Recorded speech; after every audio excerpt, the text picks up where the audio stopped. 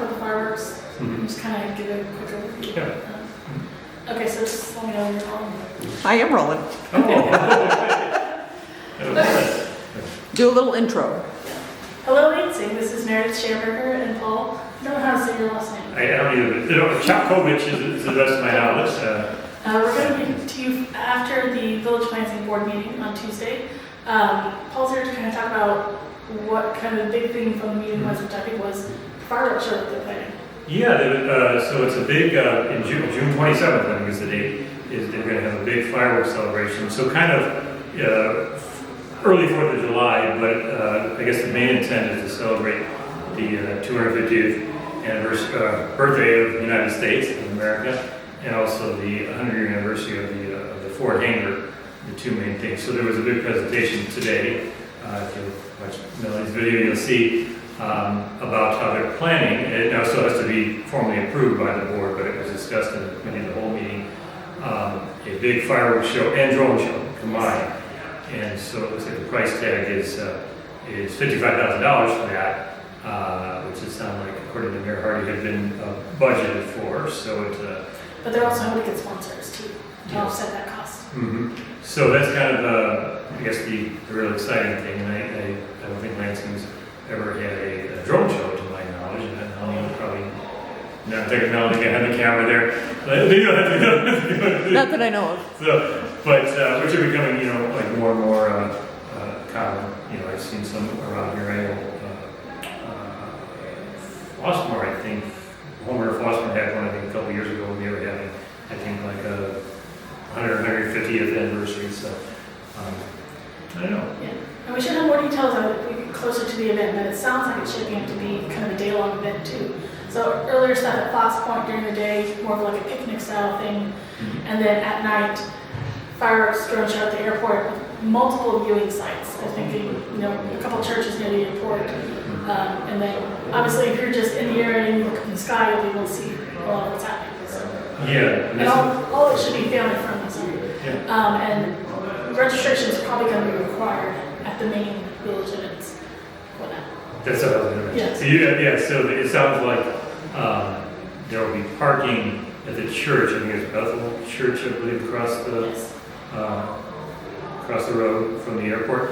And it sounds like you have to register to park there, so it won't just be a mad rush of cars and coming in.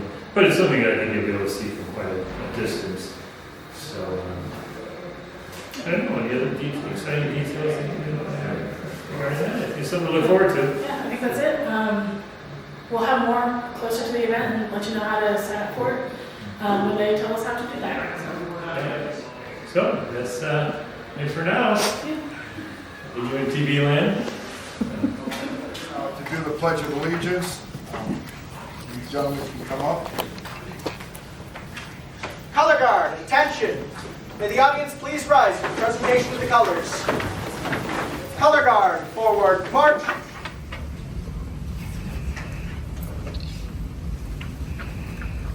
Color Guard, halt! Color Guard, prepare to post the colors.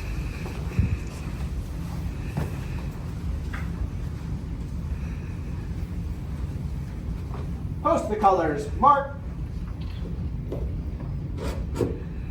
Please join me in the Pledge of Allegiance. Place your right hand over your heart. I pledge allegiance to the flag of the United States of America and to the republic for which it stands, one nation, under God, indivisible, with liberty and justice for all. Color Guard, reform ranks.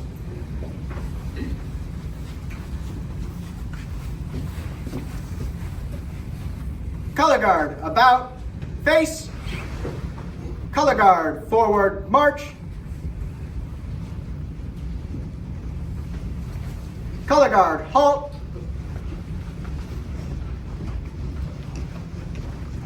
Color Guard, at ease. Color Guard, dismiss.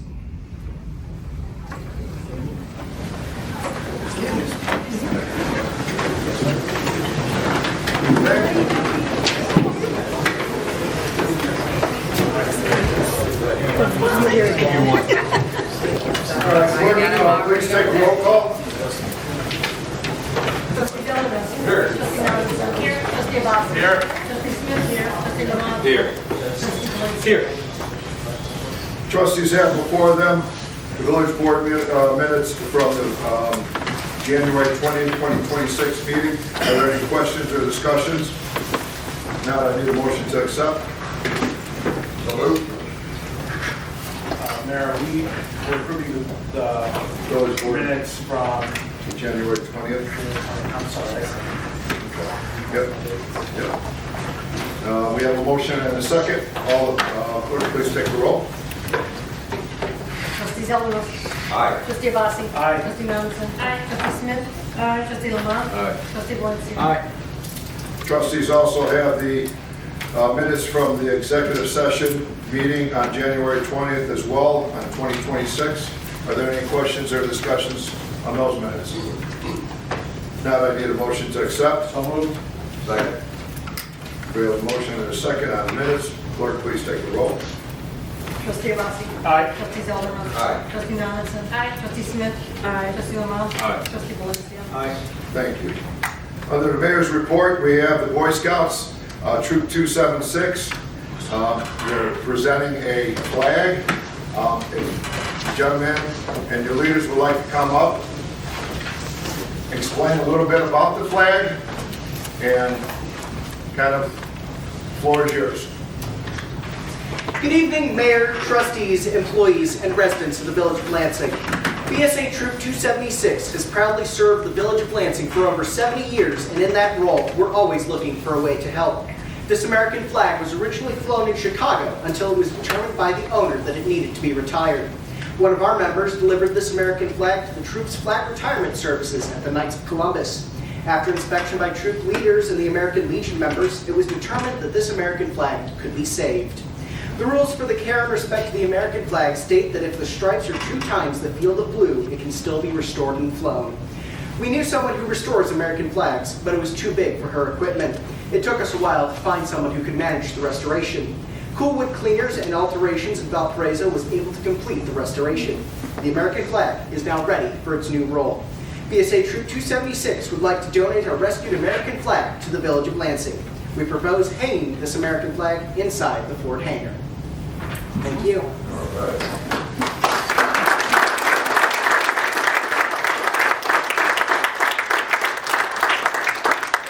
Guys, thank you, I appreciate this.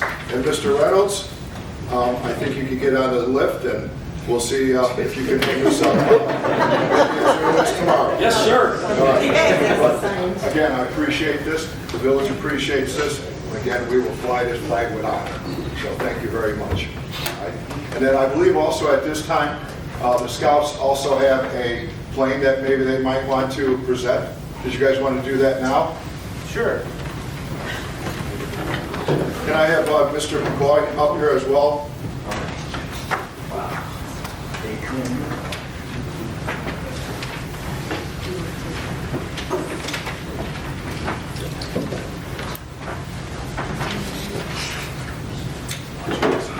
Come on out here. These are beautiful. Just as everyone knows, James McCoy is our outreach consultant out at the airport. About 3 weeks ago, we had the Scouts out there. They had one of their meetings out there. They also had these models that they had to assemble. And James, I know, got the village bought like 2 or 3 of them. So I wanted to say, I thank you guys for making these things are beautiful with the decals and everything.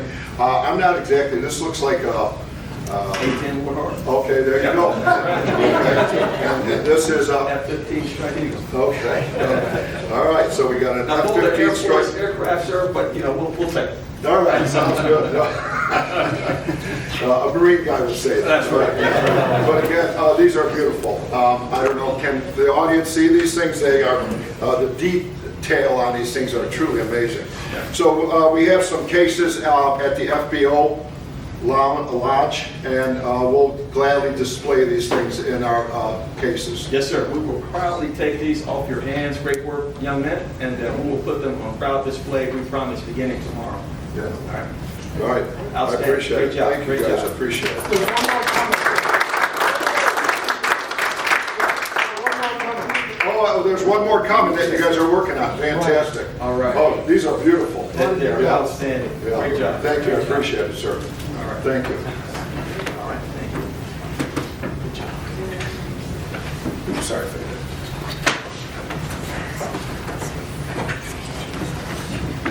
Leader Gerard, can you tell me these young gentlemen's name? The three that have had the airplane. There's Aaron, A-A-R-O-N, Gallardo, G-A-L-L-A-R-D-O, Colton with a K, K-O-L-T-O-N, Cassidy, C-A-S-S-O-V-A-Y, and Balthazar, B-A-L-T-H-A-Z-A-R. Sorry, I had Ferguson, F-E-R-G-U-S-O-N. Thank you. You're welcome, thank you. You know, this is unusual for me to do this, but I'm going to open it up for the scouts. If you guys had any questions for Mr. Hannigan, our finance director, I know that we'd love to take some questions.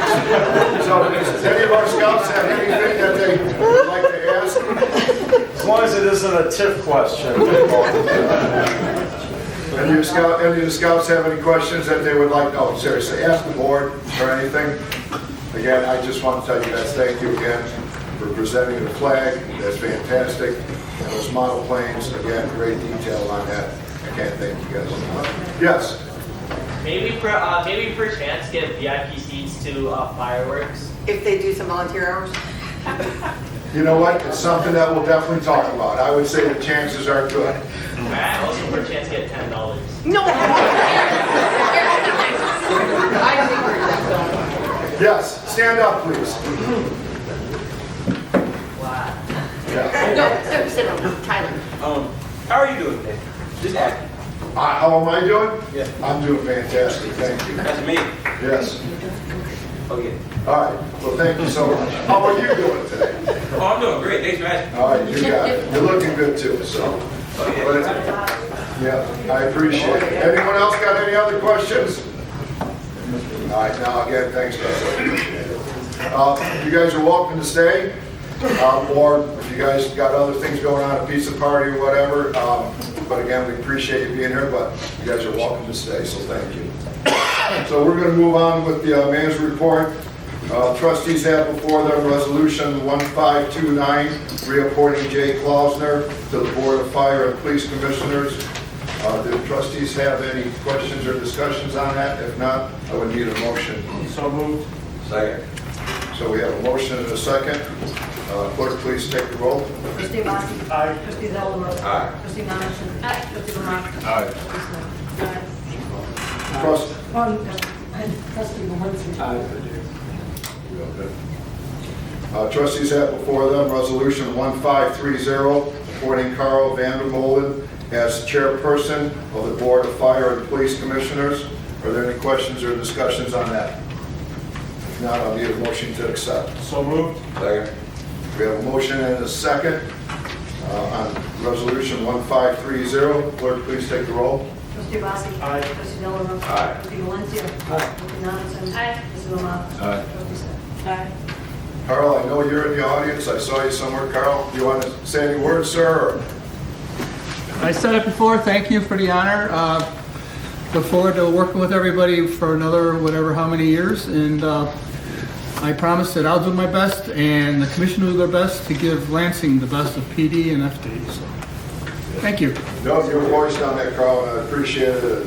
Thank you for taking that responsibility. Appreciate it. That's all I have under the mayor's report. We'll move on to the village administrator's report. Mr. Podgorski. Thank you, Mayor. Nothing in this meeting. Moving on to the village attorney's report. Mr. Walsh. Nothing to report. Moving on to finance and HRC, Trustee Smith. Thank you, Mayor. Good evening, Village of Lansing. I have a couple of items. First, to approve deals and payroll. I'd like to make a motion to approve payroll the period ending January 23rd, an amount of $717,716.02. Additionally, approval of total accounts payable in the amount of $1,687,655.88. Second. We have a motion and a second. to approve total payroll period ending January 23rd, 2026 in the amount of $717,716.02. We also have a total accounts payable for January 20th, 2026 through February 3rd, 2026 in the amount of $1,687,655.88. Is there any questions or discussions on that? If not, clerk, please take the roll. Trustee Smith? Aye. Trustee Valencia? Aye. Trustee Rossi? Aye. Trustee Zeldin? Aye. Trustee Nominson? Trustee Lamothe? Aye. Next, I'd like to make a motion to adopt resolution number 1531, authorizing and approving the execution of the Third Amendment to the agreement by and between the Village of Lansing and Cornerstone Government Affairs Incorporated, extending the agreement for services related to legislative assistance and other capital projects. Second.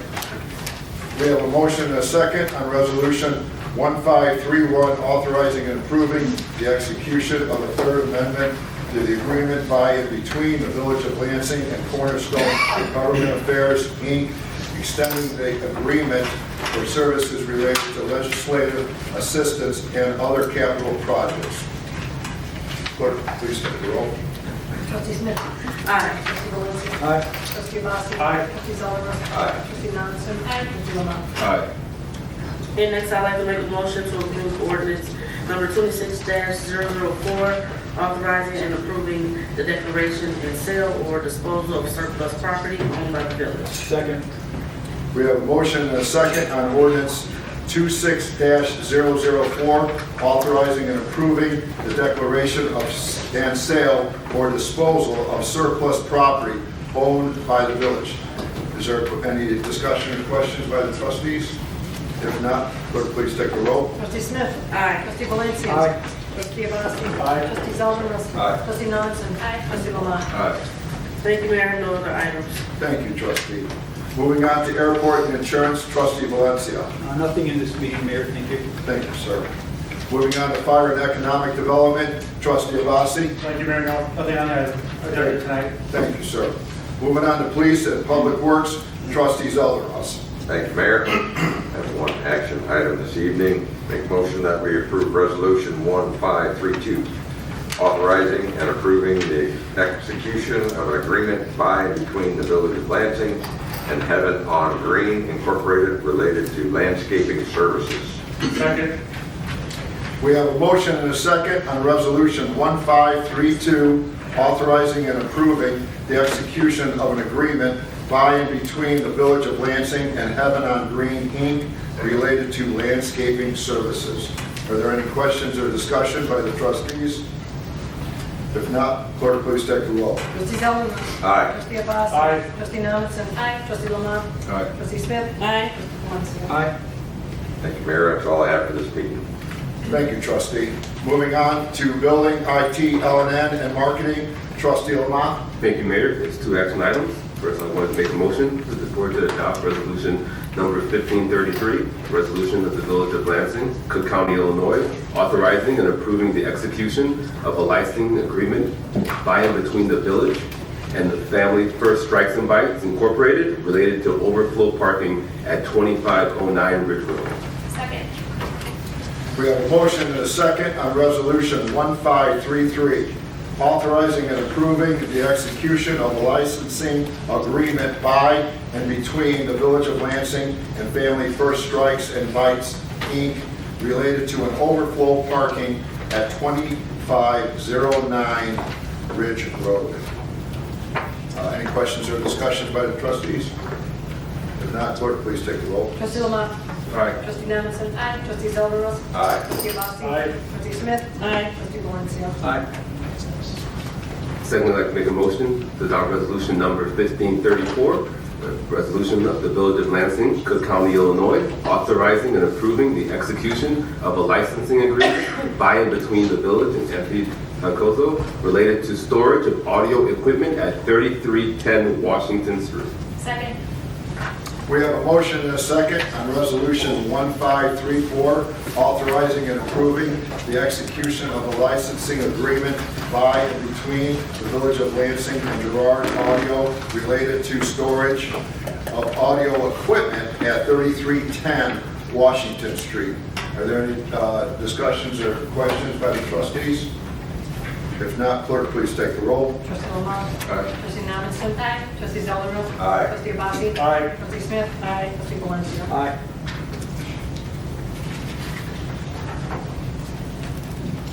That all you have? That's all, Mayor. Thank you. You got it. Thank you, trustee.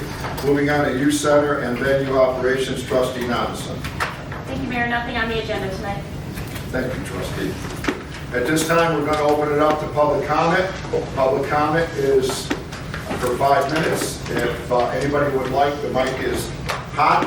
And please state your name and your address, please. Thank you.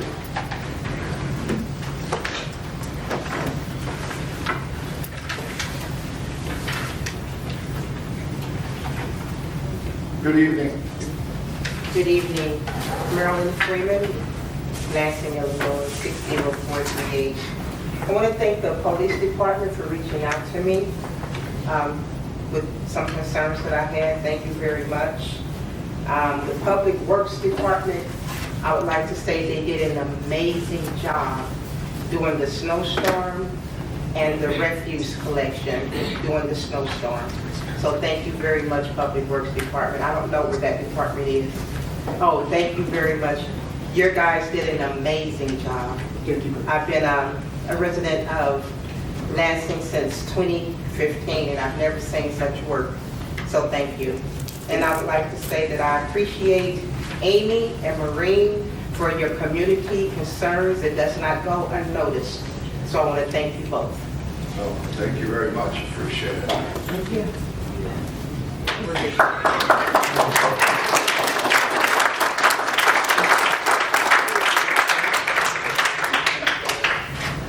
Good evening.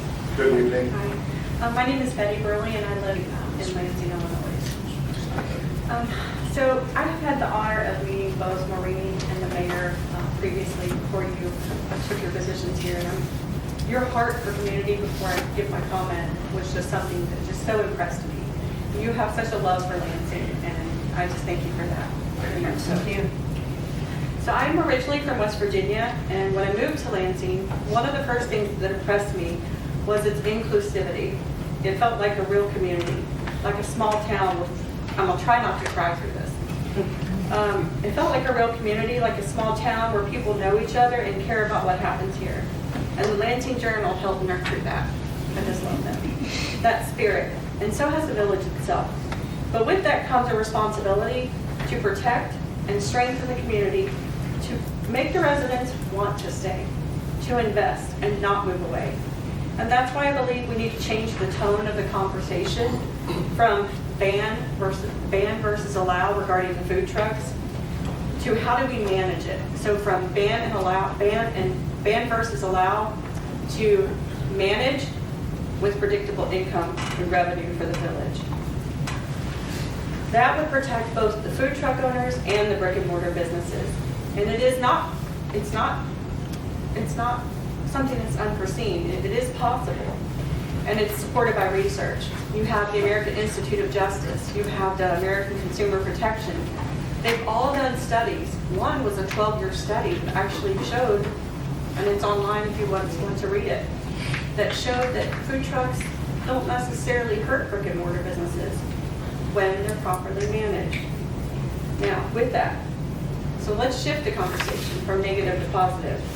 Instead of banning, the village can, one, institute permit fees, both annually or even seasonally, daily fees, event permits for high traffic areas, location leasing.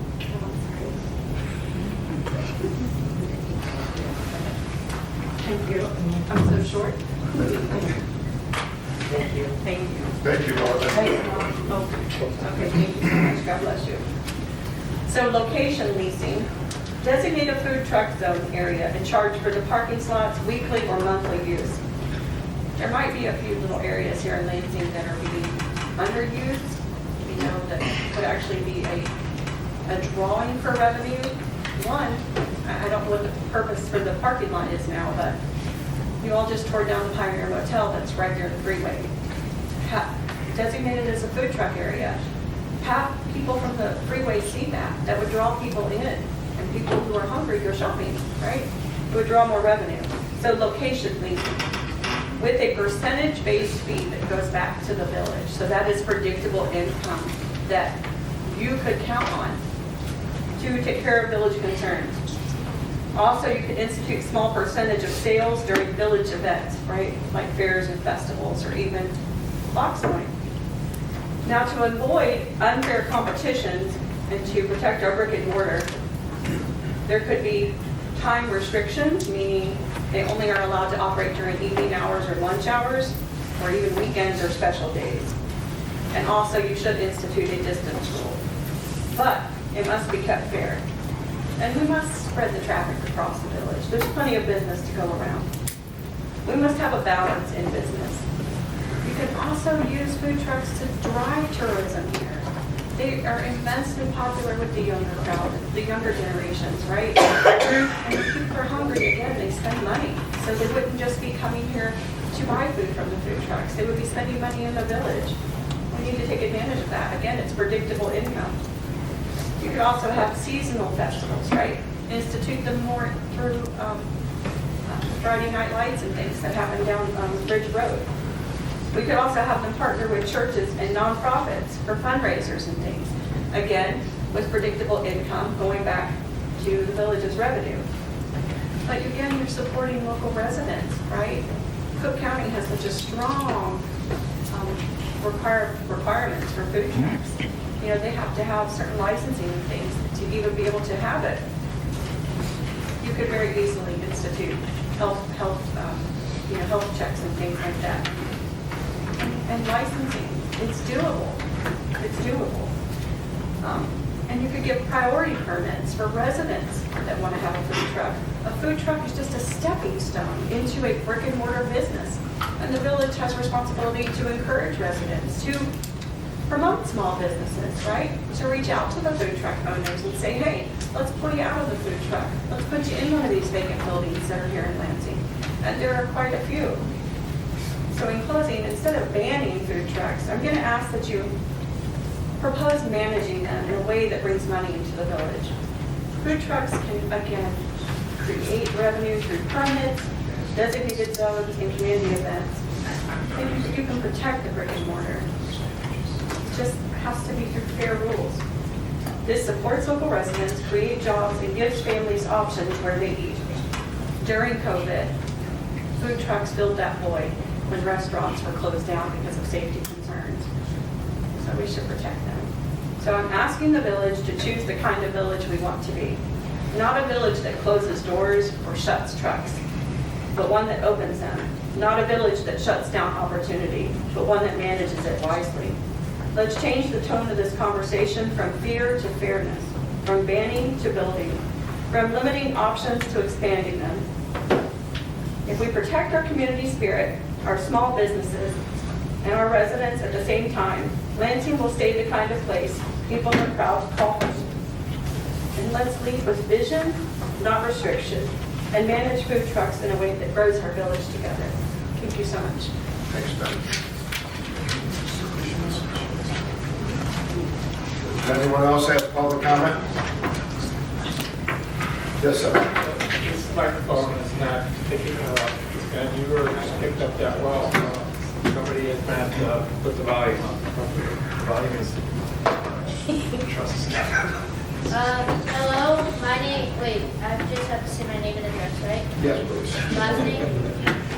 Yes, please. Alright, my name's Peter Bushman, I live in Munster, but I just want to thank everyone for having the Boy Scouts here today, and especially a few people I want to especially thank, everyone here for helping Lansing, the mayor, we have our little thing going on. Yeah, we got our The police department for keeping special everyone handshake. Yeah. You got The it. police department for keeping everyone safe, and I just want to thank everyone.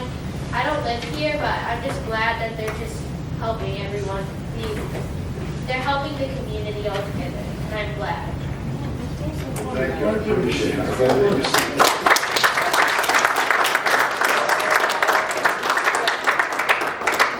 So can I get a hot dog?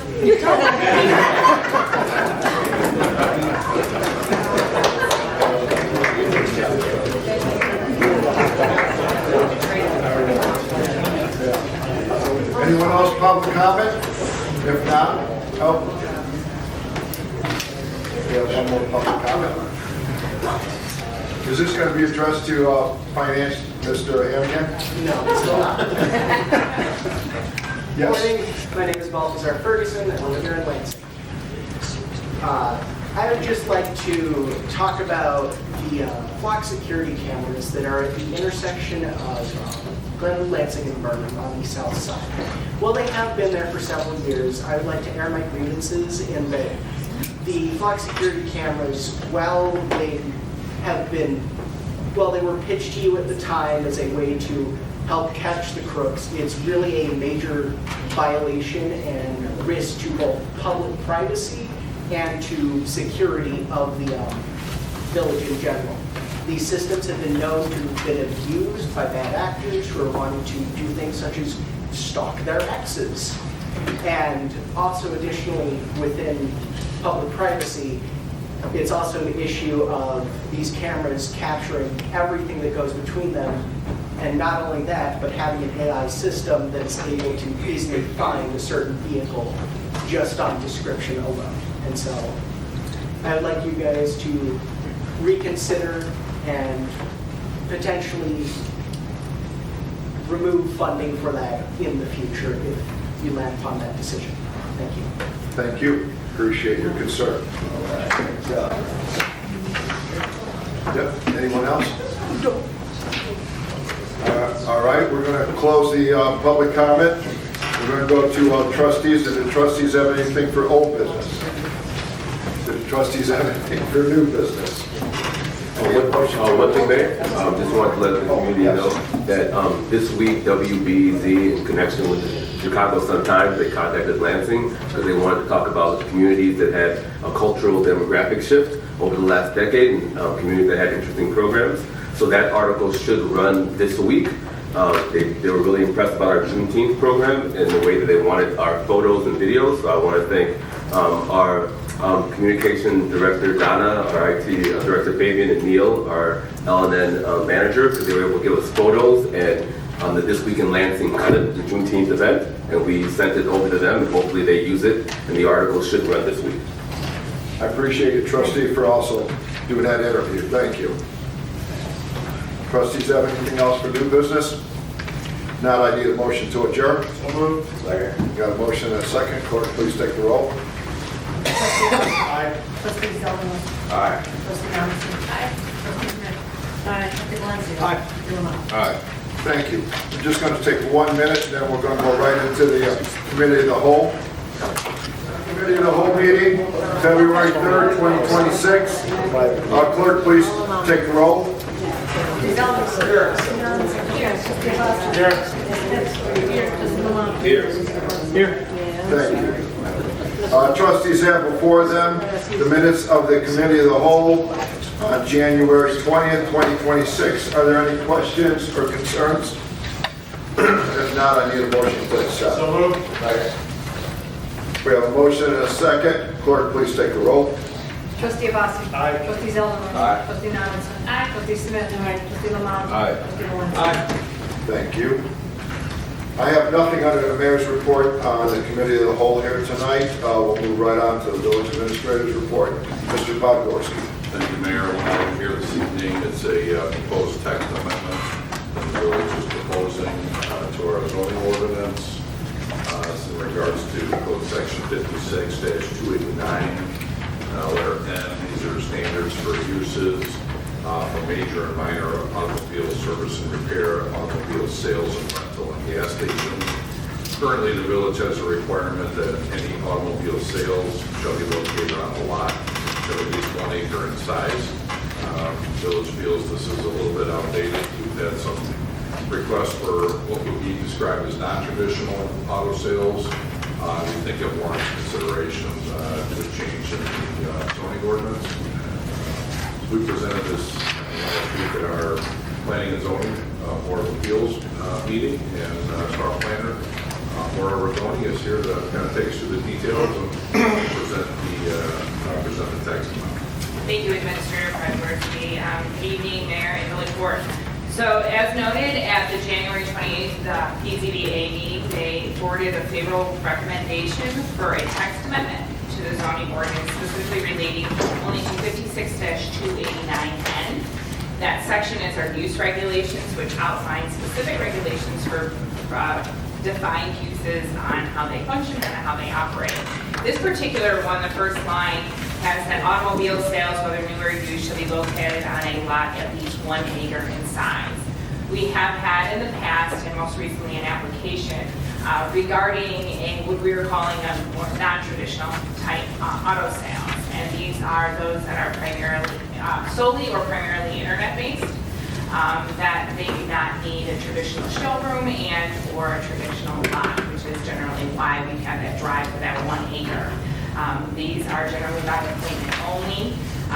Then they require a smaller area, as most of in the case of the current application that we're looking at, all of the vehicles are stored inside. So with this, we're seeing this growing trend, not just here, but in other communities that I'm involved in, that to have this type of business, if they don't have a large inventory, for example, the one that we're working with at max 20 cars at one time. So it's not that traditional as we had noted. So with this, looking just to remove that specific requirement, still keeping it as a special use. So keeping it as a special use still gives us the opportunity to look at the property in relationship to how many cars, where we're storing them, parking, circulation, deliveries, and so forth. So it does not remove that, and it also then gives us the opportunity to still condition any of the special uses that may be warranted, particularly relating to location. Possibly know that they all must be stored inside and relating to inoperable vehicles and so forth. So we still kept that as a safeguard. It's just removing that 1 acre requirement. Or did I read in the P&Z packet that, or maybe it was from the petitioner, that like in this situation, it wouldn't be necessarily an outdoor showroom, it would be just indoors essentially? Correct. So this is in response to, we've had a couple in the past, very similar, but we do have an application that has come before. It was actually at the Planning Zoning Board of Appeals at the same time. Correct. So they are not having a traditional showroom. Their business is primarily all internet-based or word of mouth. In some cases, the individual purchasing the car never comes to see it, or it is by appointment only. So it's not that traditional walk-up showroom. It's generally a building that has, opportunities to just house them.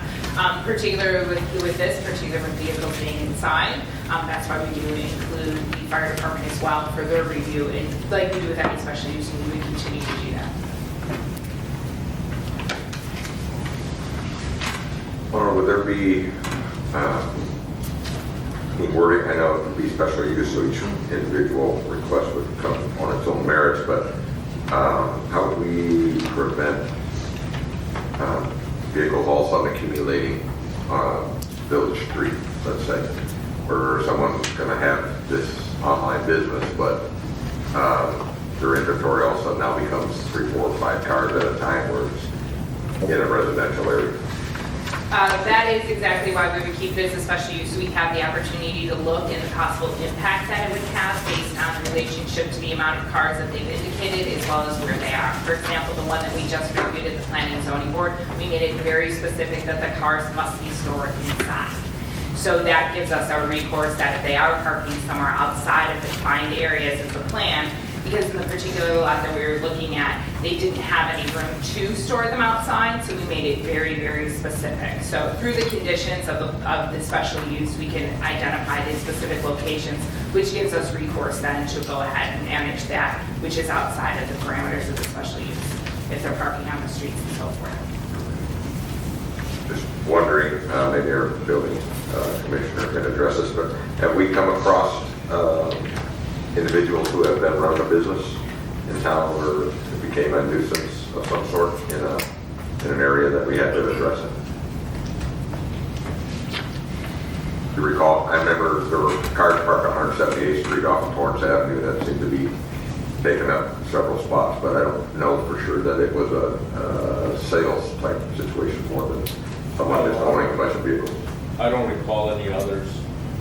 I don't think that we had any other issues with any other vehicles, any other businesses. Yes, thank you. If I may, when somebody wants to sell cars over a certain number, they have to have a dealer's license in the state of Illinois. So then that prompts them to require compliance with their local ordinances, which is where it usually gets sent to the village. So if anyone who's selling cars through the state as licensed has to come through the village and receive that special use. So if there are vehicles that are, the chances are they're not associated with sales, just because it's kind of that checks and balance that we have. There's a certain amount of cars that you can sell until you need a dealer's license. Thank you. This question may be more just kind of confirmation of something I'm assuming is true, but there's no intent in this, that this is I can have a internet sales room out of my home garage, kind of like buying 1 or 2 custom cars and selling them. This is strictly the B2 kind of business district. Correct. This is our wherever we currently allow them now. As it relates, that would be like home business home. That's where I believe that, and I don't know the exact number, but there's a certain number that if you sell in a year, you have to have a dealer's license, which then prompts you to have certain requirements for the state, which is where a lot of these businesses fall in. They're not doing large volumes like we see on Torrance Avenue, but they're doing enough that it does warrant that. So no, this is specifically relating to our general business district and that. And I think we allow it to actually in the I-1 as a special use, just because we see these types of operations a lot.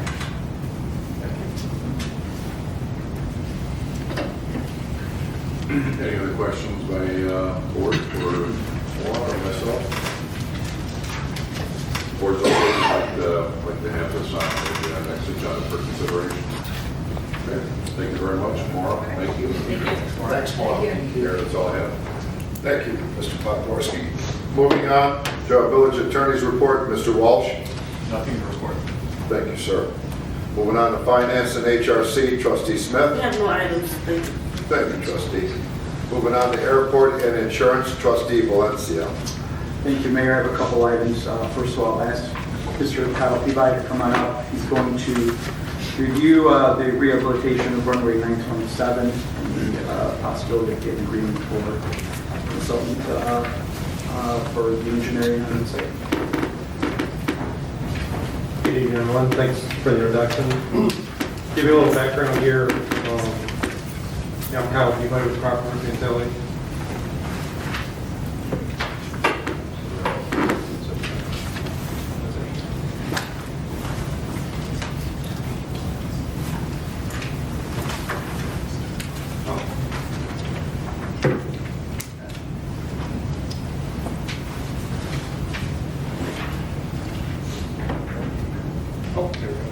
All right, so just give you a little bit of background on this. Is a Lansing Municipal Airport rehabilitated runway 927. The red box shows you the limits of the project.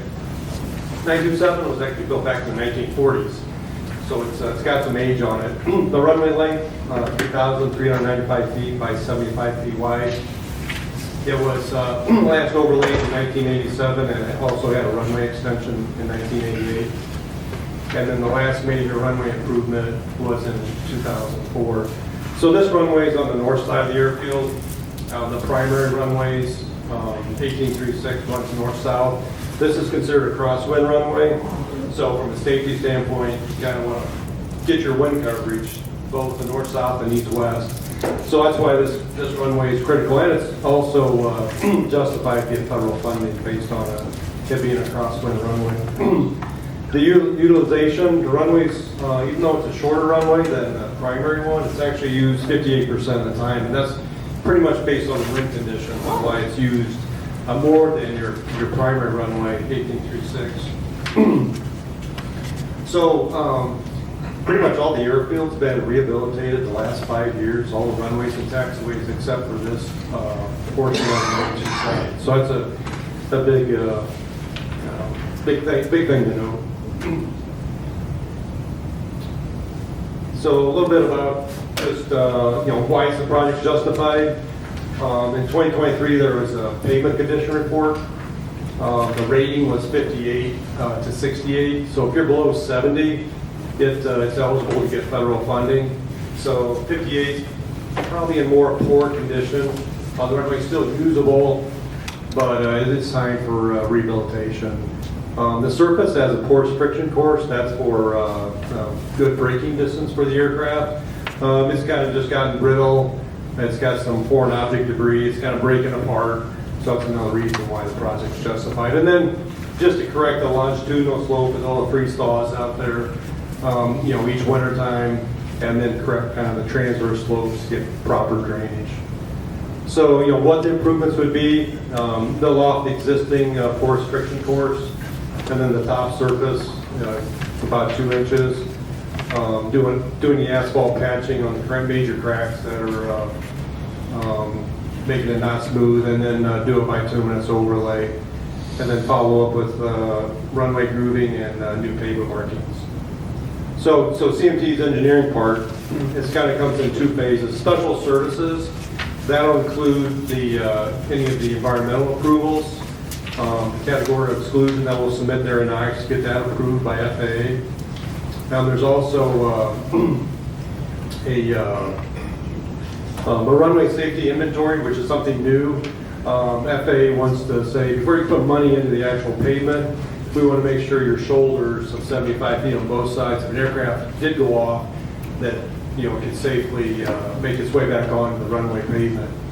So we need to do a runway safety area inventory.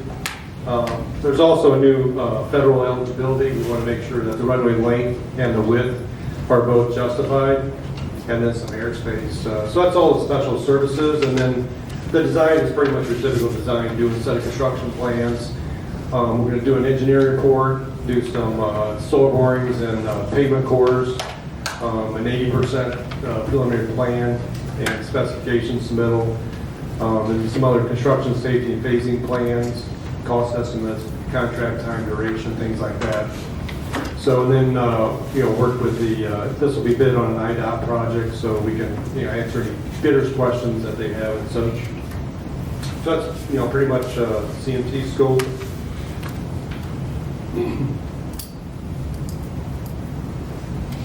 And then, the project funding, the budget's about $2.15 million. Most of it's going to be federally discretionary, about $1.4 million. And then the federal entitlement that the airport gets $150,000 per year. They decided to pay 4 years to come up with $600,000 for the federal part. And then the state and village match is 2.5%. And then one thing just to note, the aircraft using it today, based on the FAA criteria, we're only coming up with a 60-foot runway width, so the additional 15 feet would need to be asked to be state and local eligible at a 50-50 rate. That's just something new the first year. 20 years ago it was okay to get full funding, but with today's FAA criteria, that 15 feet may be state and local. If that's not available, then that 15 feet would be local only. So the anticipated project timeline, back in July, the IDOT OP&P letter was issued. The village issued notice proceed at the end of July 30th. The design report was already submitted, and we'll be working on the preliminary plans here shortly in March. And then final plans in April. Go out to the IDOT letting. It'll be bid June 12th. And then get good bids. We're working on all the paperwork. Usually takes 3 to 6 months, so normally you can't fit the construction in the same year that it's bid. But so we had put down May 1st, 2027 as the start of construction.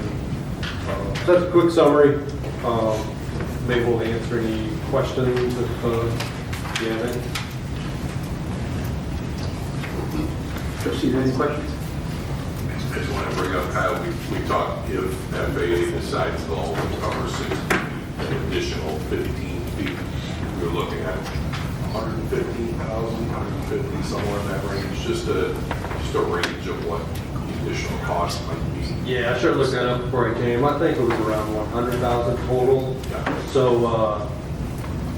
we just did this on another project. The village would write the state a letter saying we request this be a state local project for the for the shortage, and then it's at 50% is what they told us last project. But so that is kind of a bonus, and with no being 100% local only. So again, this is a new requirement.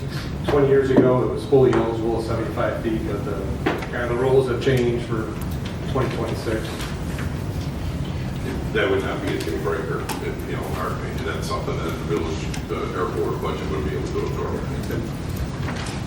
How the funding for the agreement that we're agreeing to, and it's all built within that project budget. Yeah, the 2.15, yeah, it's just a line item is engineering. It's been reviewed by aeronautics, so they do an independent fee analysis, and it's been approved for that amount that's shown in your package.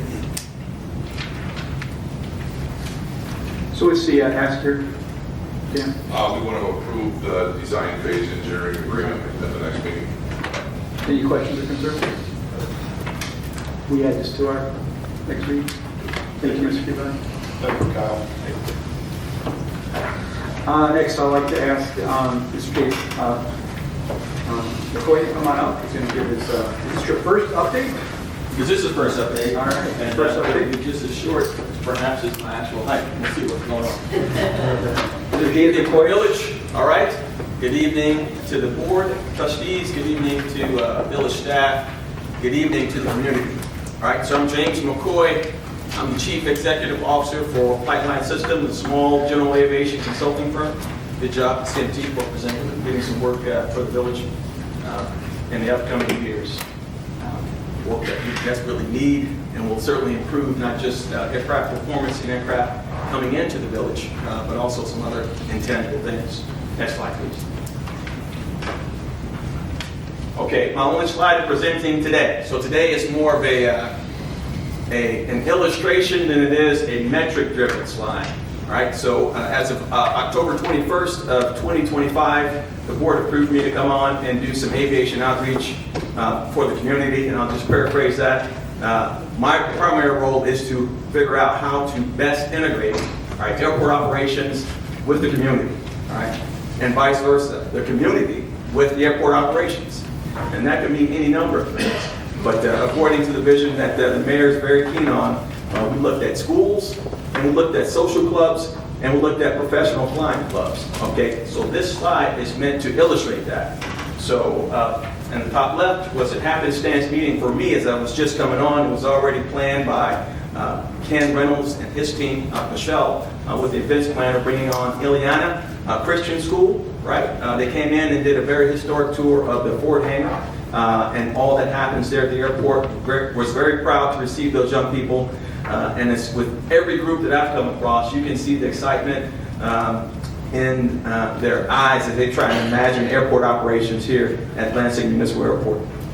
Just below that, in the bottom left-hand corner, is Revis Elementary School. Right, so that was one of the two schools I visited, and I have to share with you one of the short stories I had with them.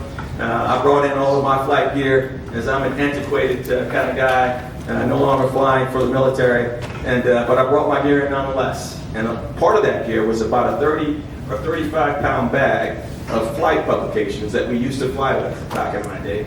Of course, what they're flying with today are more like tablets. All of that information has been ported over to tablets. And so at the end of my little session with the 5th grade class at Revis, I tried to encourage them to think beyond where they are now. I said, this is what we used to fly with. All right, you guys are flying with tablets today, for those professional pilots out there in the audience. But I asked that group, how would you envision flying into the future? What types of innovations do you see? And in about 10 seconds, there was a young lady in the first row, 5th grade. She said, I know. We'll take all of that information that's on your publications and on the tablets, and we'll put it on your visor. Because I had my my helmet with me. And to me, that was very telling, right? It was telling in two, at least, ways. One, they're thinking beyond where they are, which is what they should be. And it was also telling because they were not stagnant, nor were they confined with the stuffiness of the social norms. They were thinking free. And that's what we want them to do, because they are truly the next generation of aviators, engineers, scientists, logisticians, etc. So, in the middle, in the bottom, Christian Lansing School. That was another favorite of mine. I made a short visit there with them close to Veterans Day, and that group there was very precious to me because as the mission or the charter for the school, their behavior was very indicative of Christian morals. And I received that very well. That school there, again, was a very welcoming school. They asked a lot of insightful questions. And again, I challenged them, just like I challenged Reba School, to come up with ideas in which they can innovate the industry of aviation. The group at the lower right, we saw promise of that tonight. The Boy Scouts, the Boy Scout Troop 276 showed up at the airport premises. I think it was the 13th of January. And we had a great time introducing aviation industry to the Boy Scouts. And they asked a lot of great questions. A young man, I think his name is Bartimaeus, who was up here asking about surveillance cameras. He had some of the brightest questions, I thought, in that group. And so I was very proud of that group as well. The group above that, the ugly bald head guy in the middle with the two beautiful ladies flanking in pink sweaters are from the ladies' auxiliary group. They are planning some social activities with the village, or trying to get on the village's calendar to do that. And the village, to their credit, is trying to entertain that. And down below that, I'm sorry, just to the left of that is a flying group that is a resident or attendant at the airport, a gyrocopter flying club, and they celebrated their group and gyrocopters on the 1st of January this calendar year. And just below that is the military. We hosted the military and their recruit training there at the airport at the first time in some years, and they were very pleased to be out there at the airport. They felt at home and they felt welcome, all services. Okay, so the village is doing its job in terms of military outreach for at least this first phase. We're trying to reach, again, education, our children, to talk about the different careers in aviation, and I'm going to plan for that a little later on. And then we're also talking to our social clubs that are already engaged in aviation, right? And those that might be interested. And at last, I'd like to thank the aviation, or the team that's there at the airport, right? So we have Laura, Tom, and Scott. And every time I ask for something, they're very accommodating. And I want to say I really do appreciate that. All right, let's keep that going as a team, and let's keep going forward. I'll end there because I think I've talked enough. And I'll see if there are any questions or anything, any ideas going forward. Trustees have any questions? Mr. McCoy, I do have a question. Go ahead. As you move forward with your projects and your initiatives with the schools, I would much appreciate if you can, when you get a chance and you start putting together these meetings with the different schools, if you can share that with me, I would love to be able to attend some of these. But having some knowledge of when those meetings are would be helpful. So if you can share that with, I'm sure the rest of the trustees probably want to see it too, but that'd be great. Question for you: as you met with these schools, you say you met with Lansing Christian and Revs. Was it how big was it? One classroom, or was it like one grade, or how big was the group? So with the Reba School, it was 2 grades. Okay. And with Lansing Christian, the students were identified and brought into the classroom with the rest of the veterans. But there is a plan to bring students out to the airport that we're trying to lay the groundwork for in the next couple months, because we're trying to foster, again, that zeal or zest for aviation. Right, we've all been in different classrooms, different industries. Out of a group of 20 or so, you always get at least 1 or 2 that really have that glossy look in their eye that you know they're going to be looking for. So I'm not sure if I answered the question. So we did. Thank you, sir. And I will make sure I include you on school visits going forward. Thank you. Thank you, and we appreciate you. Yes. Do the trustees have any questions for Mr. McCoy? James, I think that other photo with you in the middle with our 2 state police officers that fly in regularly now at the Lansing Municipal Airport. I thought that's kind of a cool little story as well. Yes, sir. I'll share that with you real quickly. That was more serendipitous than it was pre-planned. I was there working one night, Friday night, about 10 o'clock, and I'm walking out into the FBO pilot lounge on my way to the bathroom. And I hear this bleak knock at the door, and I go over and answer it from the tarmac side, right? So the south side. And I get over to the door. These 2 gentlemen are standing out there asking for entry in. They had an aircraft parked out there. And so I let them in. And it turns out they were 2 state troopers. And they were asking for just access to the bathroom initially. And then they went on to ask. They said, look, we're going to be flying in this area quite often, right? And to Brian Hannigan's, hopefully like, we're going to buy full fuel from you, right, here at the airport. So how about granting us access? And for granting us a little access, we'd like to give you more coverage while we're here, so security. So if we're here, let's say 10 o'clock, 11 p.m., and we're processing our video that we take in flight, you can be assured that we're watching out for the property that's here, as well as some of the students or the pilots that are flying in and out at that time, if we still have some. So that was very happenstance. So thanks for the village for accommodating and reviewing. Chief, thanks for follow-up, right, with the state troopers, because I didn't know who they were initially. I just had a telephone number and some names, and Chief validated that for us. So thank you so much for that. Well, thanks. And then the FBO lobby now is, and I just want to open that up to the public. Please stop on by there and see the new, the cases, the display cases, the new painting. It's really freshened up there. Not spending a lot of money, but it's certainly, it's really very nice. So when a pilot or somebody goes in there, it's very welcoming, and it's very, I would say, aviational, the thing going on there. Yes, sir, and that is the intent. So thanks for accommodating, thanks for the support, and look forward to perhaps in subsequent requests if we could get further support to continue to make the airport a place for everyone, not just pilots and navigators, but for our social clubs as well as our young people. Thank you, Mr. McCoy. Quick question for Mr. McCoy. So going forward, what do you envision being your activities and goals for the next 3 to 6 months? They're hitting more schools, hosting events. What's your plan? So when you say my plan, I hesitate to answer that because it's not really my plan. I present options, I would like to think, to the village, and then the village acts on those plans. So if I were to have my way today, I think having some curriculum that defines a more solid path for careers in aviation, as well as a few tours in this next semester, if you will, at the airport and maybe at some universities if we can. And I think that will truly begin to shine a light on not just the careers that they can have in aviation, but I'm going to ask the kids and the teachers to back that up into the courses that they need to take in order to get there. Because if you arrive at that place and you haven't taken the right courses, you're already behind.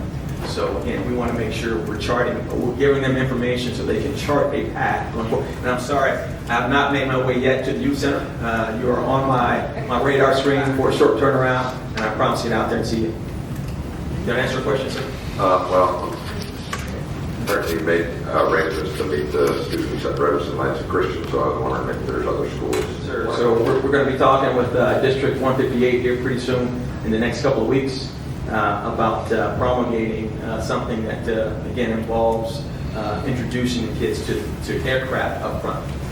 And then also we're going to try and bolster that with maybe some curriculum to outline that and fun, something fun, because all stuffy stuff I've learned does not always translate to something that the children want to be involved in, and we need them.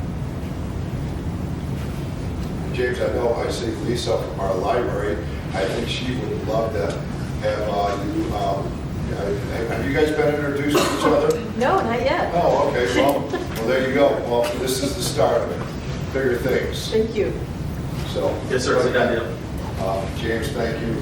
Trustee Valencia, I appreciate it. Thank you. Yes, sir. Thank you, sir. All right, thank you. Mayor, that's all I have tonight. All right. Thank you. Yes.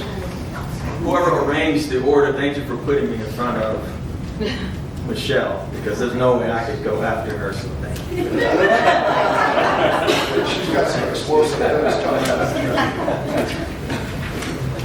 All right. Thank you, Trustee. I appreciate it. We're going to move on to Fire and Economic Development. Trustee Abbasi.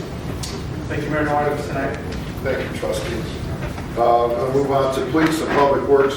Trustee Zelderlos.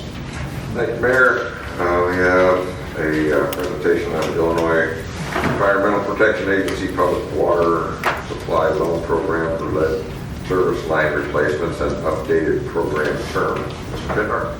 Thank you, Trustees Zelderlos. Good evening, everyone.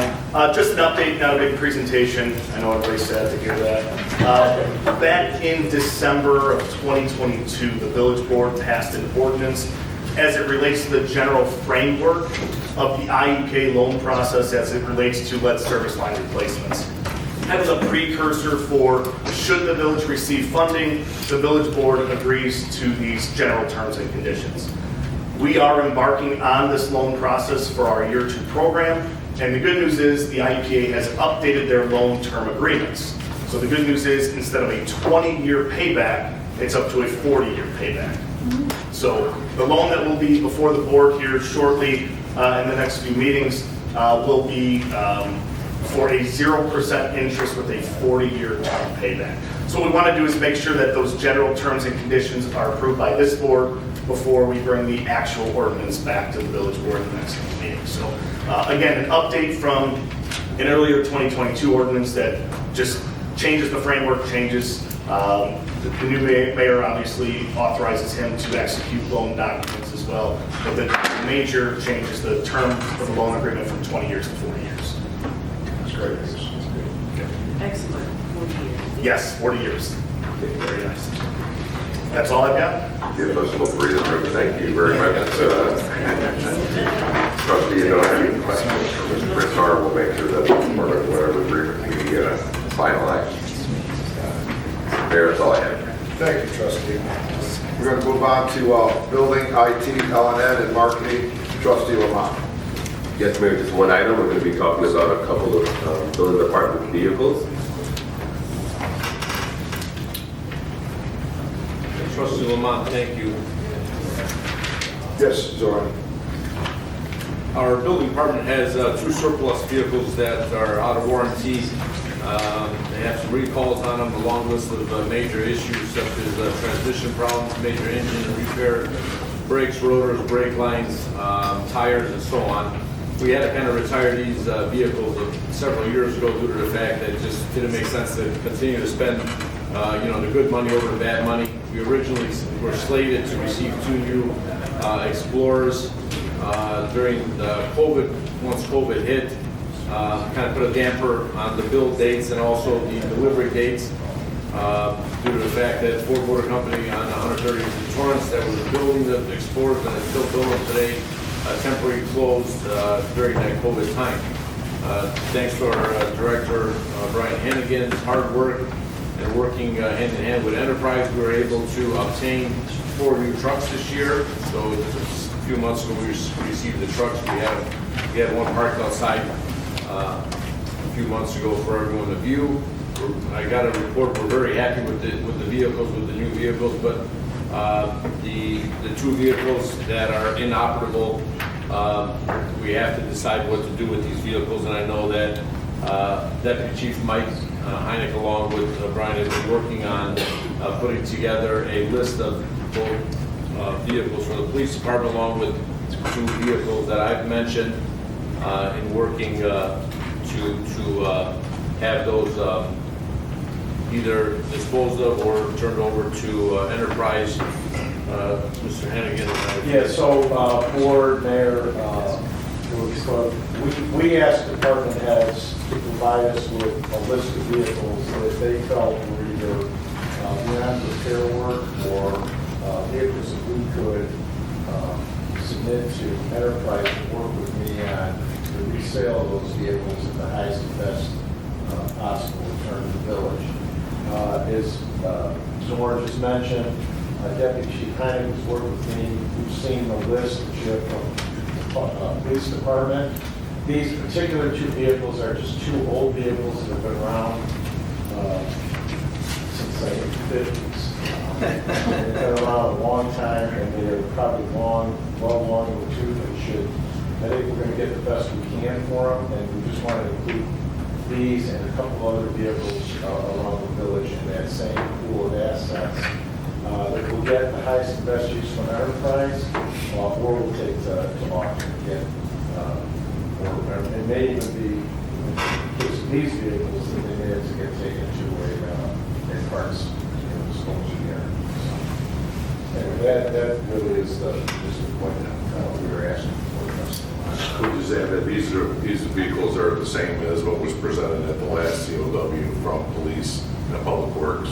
and some of the equipment from fire, these two didn't make it on the list for the last meeting. So surplus vehicles, just like we just approved in an ordinance earlier this evening, and if we get these approved in 2 weeks, then we'll add these to the list that goes to auction, as Brian was talking about. And this is the first year that we're going to start as part of the Board of Calls. I know there's a number of new board members. We're in the 5th year of the leasing program, so this is the first year we're going to really test enterprise to see if they really do, quote unquote, a better mousetrap, better access to the aftermarket to get the highest and best price for these vehicles. So to be continued, we'll go back to the board on that. Thank you. Does the board have any questions? Looking to put this in next meeting in February. Thank you very much. That's all I have, Mayor. Thank you, trustee. We're going to move on to youth center and menus operation. Trustee Lamothe. Thank you, Mayor. Tonight, just one item on the agenda, a proposal for the America 250 celebration this summer. Michelle and Ken.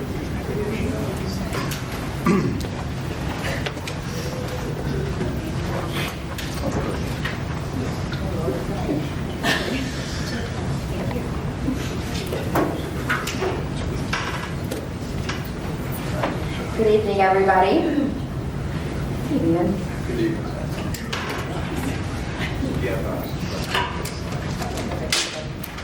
So this is a brief presentation, a brief overview of what we are recommending as a staff for a fireworks and drone display as a part of the America 250 celebration, which is scheduled to take place on Saturday, June 27th of this year.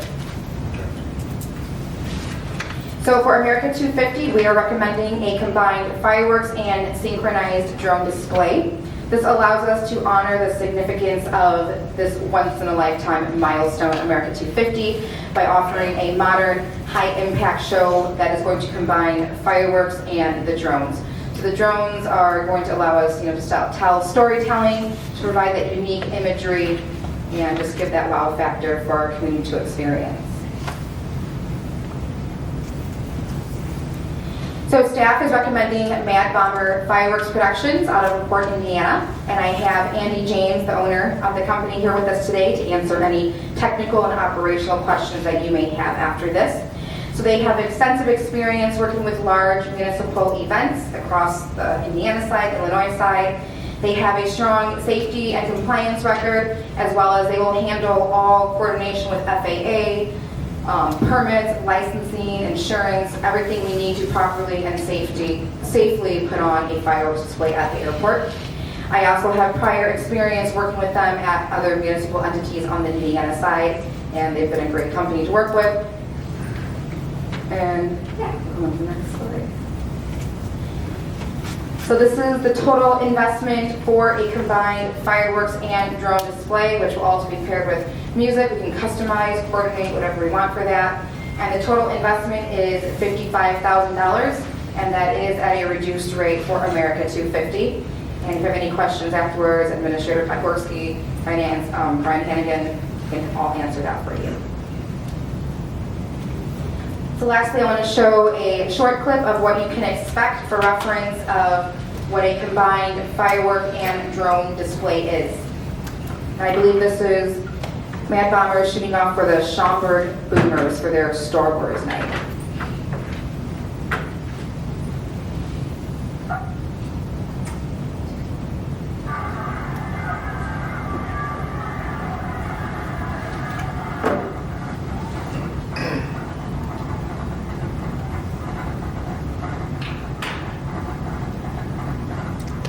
So it won't always be static. There'll be drone movements and then fireworks still being incorporated to present more imagery. We sold all the hot dogs that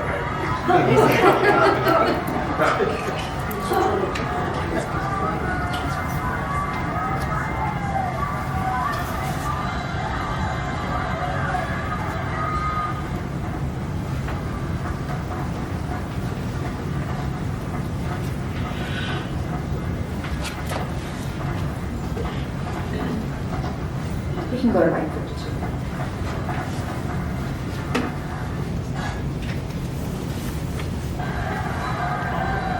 And now you'll see as we transition out of the drones, we will get that grand finale fireworks effect.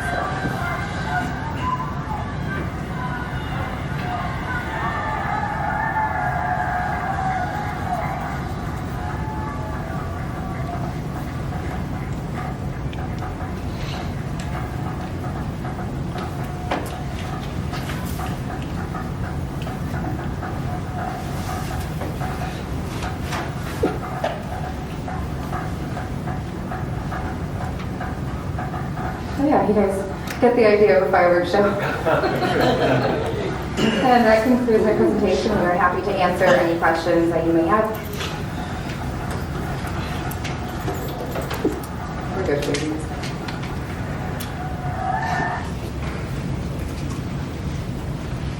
I would just add a couple of trustees I talked with earlier today. So you saw in the slide that Michelle put up, the total cost is 55. You see, you have two proposals in front of you. So the recommendation is that we go with both a drone and a fireworks show combined. So the drone portion of it's 20, the fireworks portion of it's 35. So the recommendation is that we do both of these together. Matt Hoppers would produce a combined drone and fireworks show. What's the length of the entire show? 25 minutes, and we worked the drone show with it. What we would work with the village on, can you hear me? Yes. Oh, yeah. What we work with the village on is, okay, we would start out with the drone show and implement fireworks into the drone show. But the like what you saw here, but the display that you're going to get that follows that is much more grand. This is all low-level, small caliber product, and the one at the airport will be much bigger. It'll be larger caliber, bigger. And what we found the best, you could probably get 30 minutes of entertainment value from it, and I think that would probably be good. What we learned is that fireworks displays, after 20 minutes, you got to really, the attention level peaks 20 minutes. And after that, it's just longer and it's not better. And we always like to end the show, like, to characterize it, we'd rather give you 8 rounds of boxing with a knockout than to stretch it on. And I can tell you that the drones the people will be so amazed at the drones, and with the fireworks at the start, that's nice, it's incredible. But the fireworks display at the end will be very good. It'll be very powerful, and it'll be very memorable for all your citizens. This is a new pinnacle type of entertainment, outdoor fireworks and drones. Anytime we've done it, everybody wants it again. We do it one time somewhere, we're going to do it all the time. Now, and we did make a very special program for Lansing. The drones would normally be much more money, but we've not worked with Lansing before, and I started this company 36 years ago. I actually left a career in aviation to do it, and tried so hard to get into Lansing initially. I always ran into trouble. There was a gentleman named Jeff Bublik who called me. I was going to do it, and I was always a bridesmaid on Lansing. My company grew,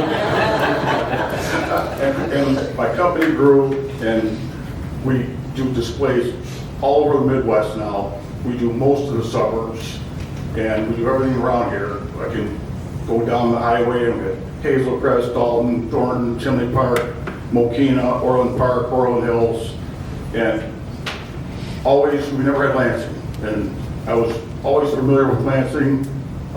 Again, I soloed at Lansing Airport July 11th, 1974, my 16th birthday. And I always, back then it was called Chicago Hammond Airport. And I always wanted to come back, and Lansing was just always in my crawl. We're going to get that, we're going to get that. And then at some point we just said, you know what, don't need it. We had grown to the point where we really had all we could handle. And this is a great opportunity for us, and I can promise you that given this opportunity, that I will make most of it, and next year, you're gonna want the same thing, and you're gonna feel really good about your decision. So, Hey, this sounds really cool. I'm excited to, the potential. I think using the drones, it's going to be innovative. I love it. I guess one question I have for you, and then a couple questions maybe for Ken and Michelle. So Randy, like, is this dependent on a certain direction viewing the show? So like you have to be viewing it facing north or south, or can people view it from around the drone show? good point. And this is a stage type presentation. However, you can watch it from people on the backside of it will see it. The only people that won't really get the effect of the drones is anybody that's on the 90-degree sector of it. But you'll see it you'll see it from a good 60 degrees looking at it.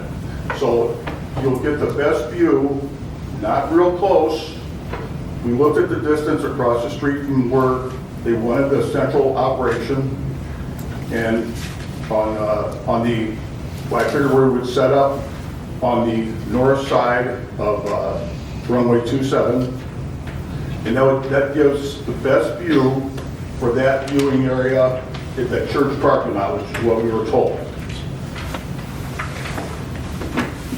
Because that's what we wanted.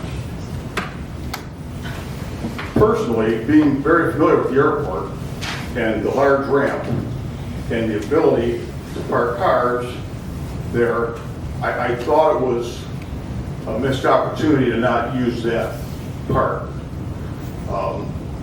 My manager, Randy, insisted this is what they want, this is what they want, and okay, that's what they want, fine. But I really believe that using the apron of the airport for parking, for setting things up, and then setting the display even on the south side of the runway, or by where Pyramid Alarm used to have their hangar over there, I thought that would be a better presentation point, and I still do. So I just I gotta tell you what I think is the best way to do this. So I appreciate your expertise, and I'm sure you'll talk to staff and things like that. And maybe Michelle and Ken, can you give us a big picture of? Maybe this is the first time I'm really hearing about this, but America should be in Lansing. So this is going to be this is potentially a full day festival, or are we looking at this is just a fireworks drone show, and kind of logistics of where is this going to take place in your estimation?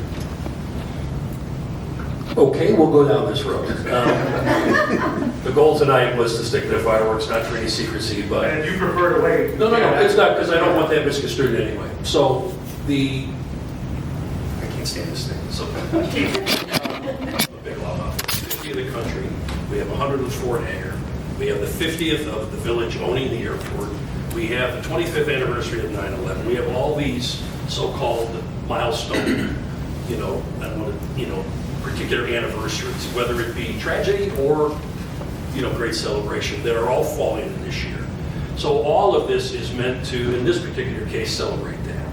Now, how do we work that into utilizing our venues, both Fort Hangar, how do we, for any of these things?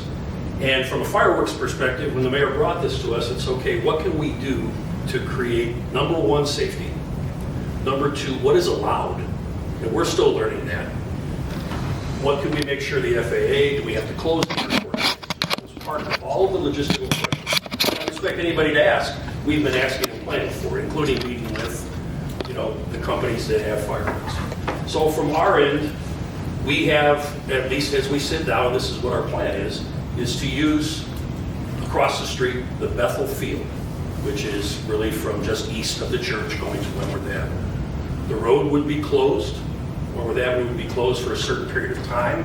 All of that is yet to be released, and that will be coming out. We've met with Chief Phillips, with Chief Coinga, all of the groups saying, how do we go about doing this?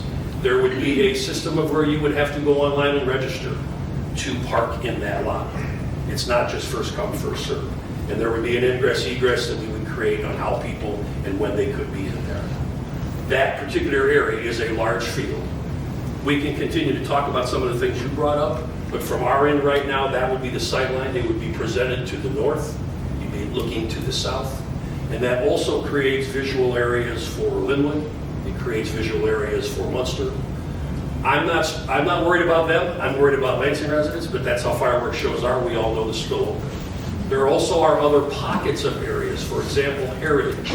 We need to speak to District 171 about maybe the field out there. There's some other things called spillover areas where people could watch from. That's what we're in the process of, but we have to have the show to be able to secure it first before we get there. That's the fireworks parts. Earlier in the day, there will be an event at Fox Point that will run in the daytime, kind of a America 250 picnic type event. There'll be a lot more details coming from that. That will run in the early afternoon. We'll close down and we will transition over to this particular event that Michelle presented to you tonight. That's great. And, Does that answer your question? yeah, it does. And I'm looking forward to further details that come out. Thanks for sharing. Because I can feel Melanie and Paul already with the questions. I know they're coming. I mean, it sounds great. It sounds like you guys are on top of things.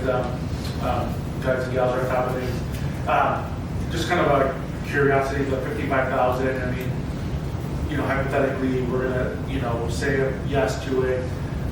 Is this kind of an event that staff will look to bring in sponsors to offset some of that, or is this a kind of village, we're just going to pay for it, budget for it? In discussions we've had, if I can answer that, the discussions that we've had, we've talked about any and all of that. So again, this package of things that are falling this year, we think can be presented and that we can create some sponsorship dollars from various vendors and so forth that would help offset some of the costs of this and some other events that you'll be hearing about that are related to some of the other milestones later in the calendar year. Thank you. There is some customization that comes with the drones. You can actually customize and pick and choose some of the graphics that you want to see. Yes, that is something that based on the number of drones, Trustee, and we're kind of in the lower range. Is that fair to say, the 150 and 200? Yeah. This is for a 150 drone show. We might have more because depending on what we do, it might be easier for us to, if we have a program and certain effects, that it's easier for us to use more drones, we'll do that. 150 drones is a good number though. 75 is not. 150 will give plenty of effect. Is 300 better? Yes. Is it going to make a big difference for the first time people see a drone show? No, it's not. They're just going to be in awe of the fact of what they're seeing. They're not going to, most people have never seen a drone show. And they'll be freaking out. They just have never seen this. I did something at a development I'm doing in Portage, and all at once the switchboard or the city's page lighting up, people thinking that, what's going on here? People coming out of car wash and their kids going nuts, all these lights in the air. It's really amazing, and they just have they get really good reviews, and it's something that it's here to stay. It's not going to ever replace fireworks, but it's to augment the show with fireworks and drones is, once you see it, you'll be amazed.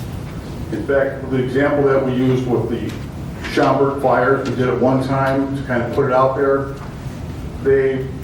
Every time that they do it now, they're going to do 5 drone shows this year, and every time it's a new attendance record. Every time, it's really well received.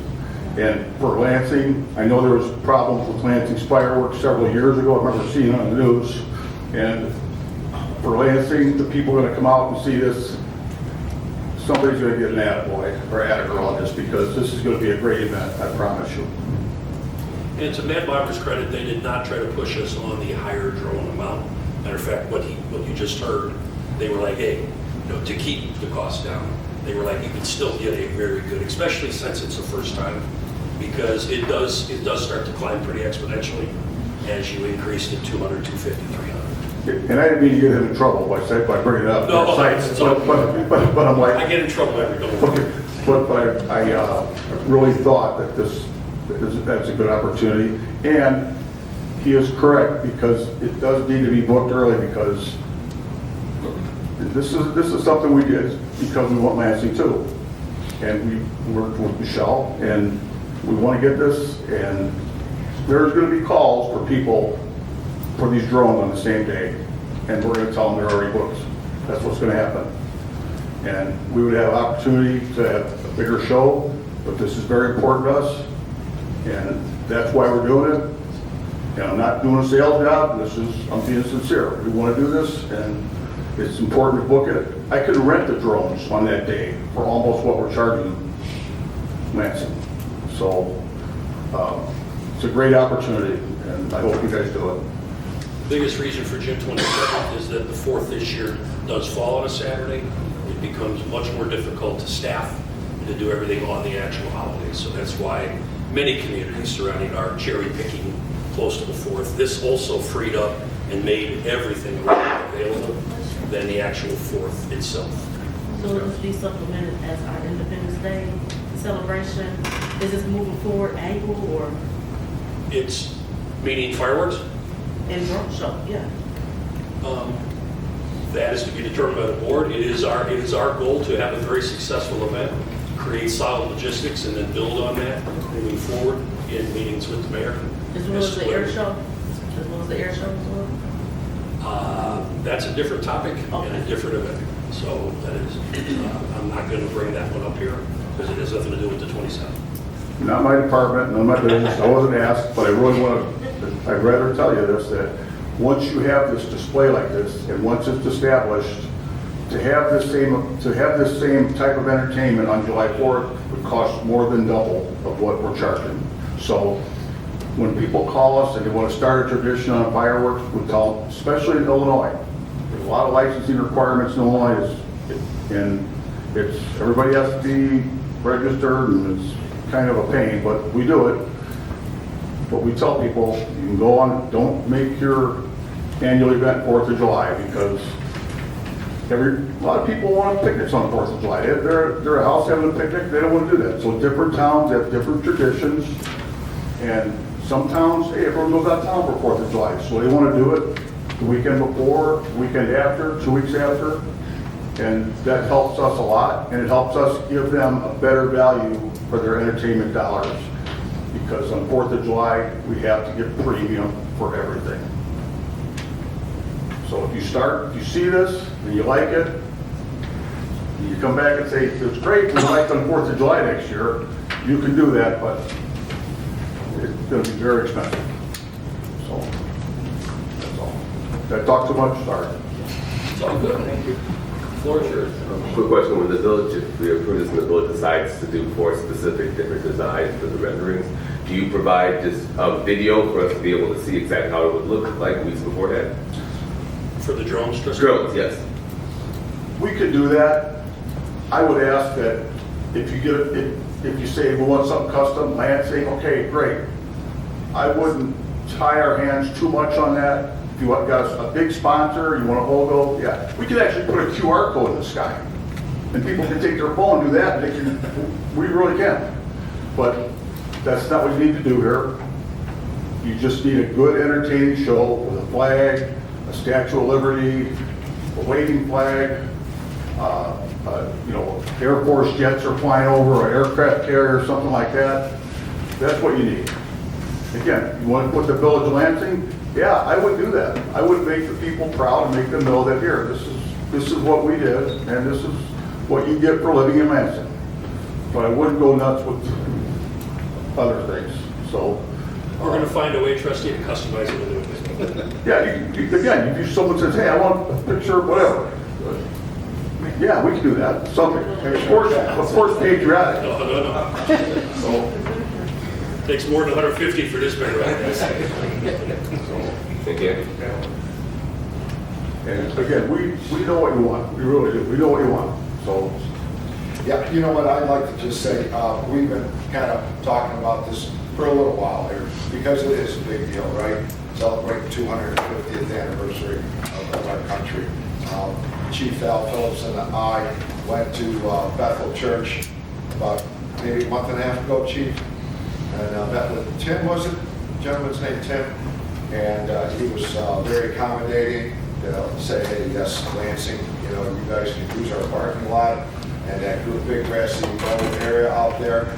And so my vision of this is that, it's going to be, as Ken and Michelle said, it's going to be, you're going to have to register. You know what I'm saying? You're going to have to, it's, whether it's a small amount, fee of $5 for a family and a car, whatever, it's going to be a small amount or free.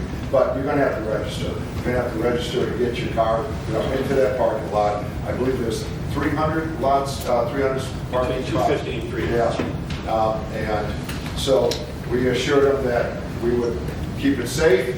We would have Public Works, again, thank you, Earl, after the show, kind of comb the area to make sure that any debris that is there, I'm hoping that the residents will pick up, their trash. But if there is something, we'll make sure that gets cleaned up, and we're going to make sure everybody's respecting each other and respecting, the residents around the area there as well.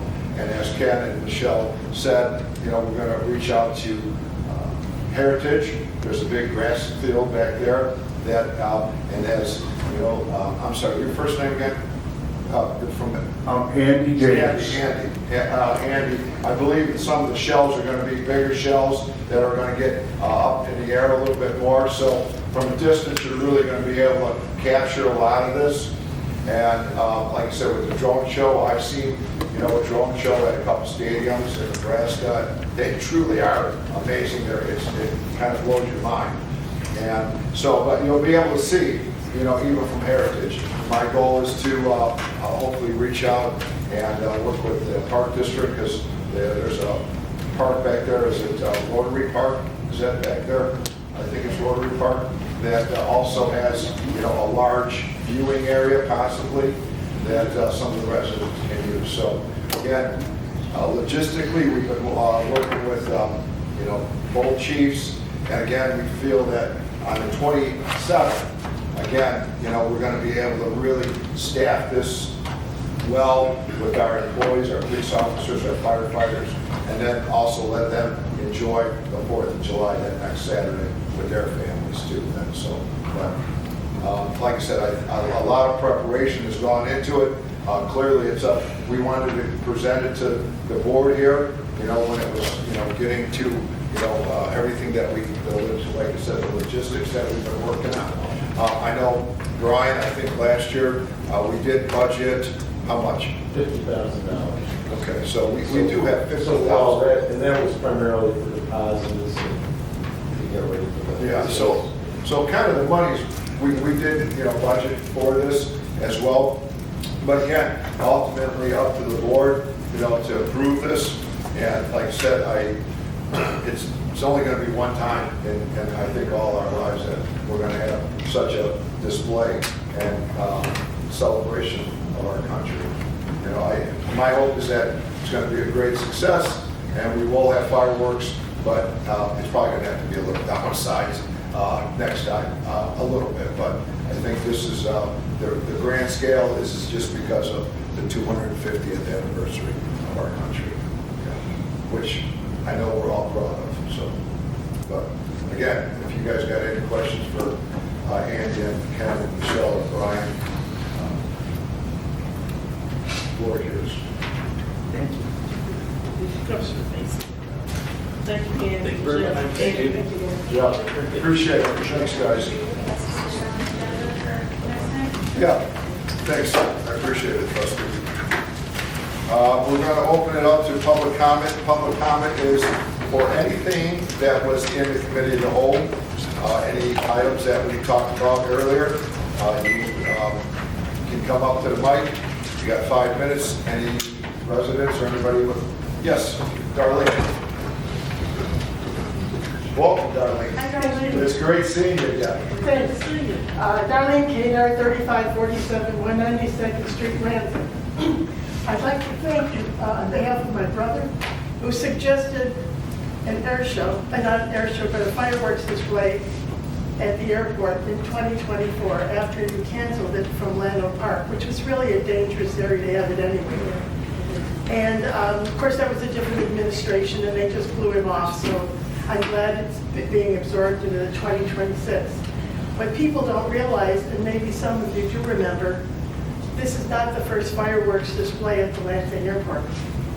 The Family Christian Center wanted to have an fireworks display, and Mr. Muncie talked with the Munster board, and they declined it. So he came over to see Bob. He was friendly with Bob. And he said, do you have some way to help me out? And Bob said, sure. We'll set the fireworks off on Lansing property. Now, this was probably, Bob retired in 2011, so this must have been pre-that. I don't have the exact year. And I remember it because I sat in the golf cart at the end of the runway, the east-west runway, with the fireworks right over my head. And Bob didn't close the airport down. He had a two-way radio. And if any airplane wanted to come through, he would just tell them, he ordered them off until it was over. It was a fabulous display. And I think, did we even contact Family Christian Center? I'm sure that they would be very, be happy to work with you. Yeah, definitely. I want to make sure it gets approved by the board. I understand. Yeah, and then... we want to stay friendly with our neighbors, right? Oh, absolutely. And Pastor Muncie and I are pretty good friends. Yeah, right. So I'm He's a looking good guy. forward to... Yeah, right, exactly. Who knows, could be a sponsor. So he will be looking for sponsors. Like I said, once this gets approved by the board, you know, then we're going to make sure that, you know, we reach out to, you know, the proper people. Right, and like I said, I lived it, and it was wonderful. It was right on the airport, and you don't have to have those metal detectors for the kids to go through, which was an absolute, I mean, I think the village handled that poorly. And I remember I think there were two entrances at Landau Park at the time, and it was time for the fireworks, and the kids were getting excited, and that's how that fence got knocked down. It was nobody's fault but the village because it wasn't organized properly. So that's why Bob suggested the airport. He said it would be wonderful because you have all this open area. You don't have to go through metal detectors. People don't have to worry about guns and stuff coming in. And people can sit in their cars, especially at Family Christian Center. You know how big that parking lot is. They'd be thrilled to get involved with it. So, like I said, I just hope you all vote for it because I think it'll be great. Yeah. That was held by the park district. That was not us. I know, that's why we're not dealing with it. I just want to point Yeah, out. just clarify, because you were saying village, but that was done by Landau Park. I'm sorry, yes, I did remember that. As a matter of fact, Bob went to the park district to complain about that too to them, and they blew us off too. Yeah, that's clearly your comment, so thank you, Darlene.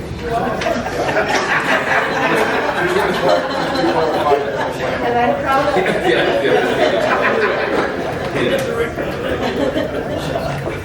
Anybody else got public comment? If not, we're going to close that portion off. Trustees have anything for old business? Do the trustees have anything for new business? I'd like to make a motion to adjourn to executive sessions to discuss matters pertaining to purchase of lease of real property for the use of the public body. So moved. We have a motion and a second. Clerk, please take the roll. Trustee Hall. Aye. Trustee Stillman. Aye. Trustee Smith. Aye. Johnson. Aye. 5 minutes.